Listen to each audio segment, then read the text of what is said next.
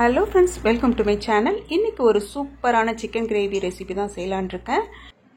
புதுசாக வாங்கின tri-ply stainless steel பாட்டில் தான் சிக்கன் கிரேவி வந்து குக் பண்ணி பார்க்கலான்னு ட்ரை பண்ணுறேன்.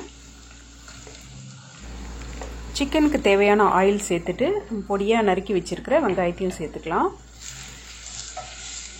வெங்காயம் வதங்கி வரணும். 1/2 kg சிக்கன் எடுத்துருக்கிறேன். 1/2 kg சிக்கனுக்கு நல்ல ஒரு பெரிய சைஸ் வெங்காயம் சேர்த்துருக்குறேன்.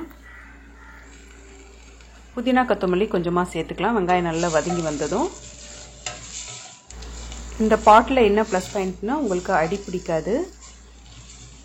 நமக்கு நல்லா செய்யும் போதே நல்லா அது தெரியுது டிஃப்ரென்ஸு. வெங்காயம் நல்லா வதங்கிடுச்சு.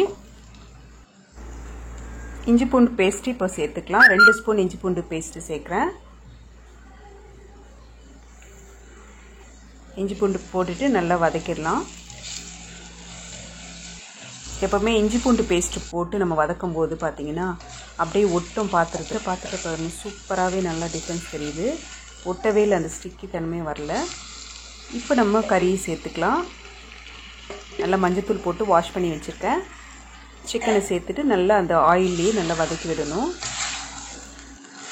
எப்போவுமே சிக்கன் வாங்கும்போது ஈரல் வந்து நமக்கு அதுலேயே போடுவாங்க. சிக்கன் செய்யும்போது ஒரு டிப் உங்களுக்கு சொல்கிறேன். அந்த ஈரலை வந்து தனியாக எடுத்துருங்க. சிக்கன் லிவரை எடுத்துட்டு தனியாக குக் பண்ணி சாப்பிட்டுக்கோங்க. இதுலேயே நம்ம குழம்போ இல்லை கிரேவியோ செய்யும்போது இதுலேயே சேர்த்து நம்ம குக் பண்ணோன்னா அந்த ஒரு மாதிரி கவுச்சி ஸ்மெல் வந்து அதிகமாக தெரியும். 2-3 டைமு சிக்கன் செய்யும்போது நான் வந்து ஈரல் இல்லாமல் செஞ்சு பார்த்துருக்கேன். நல்லாவே டிஃப்ரென்ஸ் வந்து கண்டுபிடிக்க முடிஞ்சது. இந்த டிப் வந்து எங்கள் அக்கா எனக்கு சொல்லி கொடுத்தது. நீங்களும் இதே மாதிரி சிக்கன் செய்யும்போது ட்ரை பண்ணி பாருங்கள். சிக்கன் நல்லா வதங்கி வந்துடுச்சு. சிக்கன் நல்லா வதங்கினதும் நம்ம வந்து மசாலாலாம் சேர்த்துக்கலாம். 1/2 ஸ்பூன் சில்லி பவுடர், 1/2 ஸ்பூன் வந்து சிக்கன் மசாலா, ஒரு 1/4 ஸ்பூன் கரம் மசாலா சேர்க்குறேன். காரத்துக்கு ஆல்ரெடி பச்சை மிளகாய் 2 சேர்த்துருக்கோம், அதனால் கம்மியாகவே சேர்க்குறேன் காரம். மசாலாலாம் சேர்த்துட்டு சிக்கனை நல்லா பரட்டி விட்டுடலாம். பரட்டி விட்டு ஒரு 5 மினிட்ஸ் வந்து மூடி போட்டுடலாம். அப்போ மசாலா வந்து எல்லாம் சிக்கனில் சேர்ந்து வரும். இப்போ பார்த்தீங்கன்னா ஆயில் நல்லா பிரிஞ்சு வருது.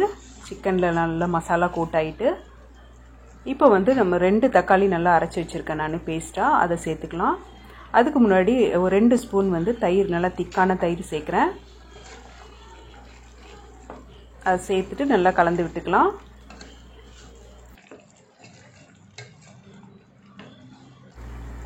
தக்காளியோட பச்சை வாசனைலாம் நல்லா போகணும். ஒரு 5 நிமிஷம் நல்லா கொதிக்க விட்டு நம்ம வேக வைக்கணும். அப்போ தான் அந்த பச்சை ஸ்மெல்லாம் போகும்.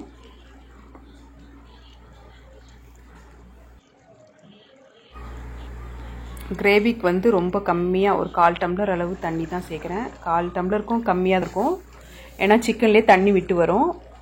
இப்போ நல்லா கொதி வந்து சிக்கனும் வெந்து வந்துருச்சு நல்லா.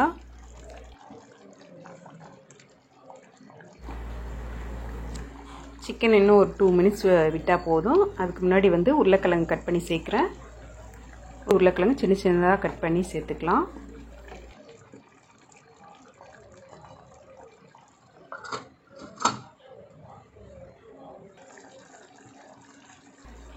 ஃபைனலாக வந்து பெப்பர் பவுடர் சேர்க்குறேன். ஒரு 1/2 ஸ்பூன் பெப்பர் பவுடர், ஒரு 1/4 ஸ்பூன் வந்து ஜீரக பொடி சேர்க்குறேன். சேர்த்துட்டு நம்ம கிரேவியை இறக்கிடலாம். சூப்பராக ரெடி ஆயிடுச்சு கிரேவி.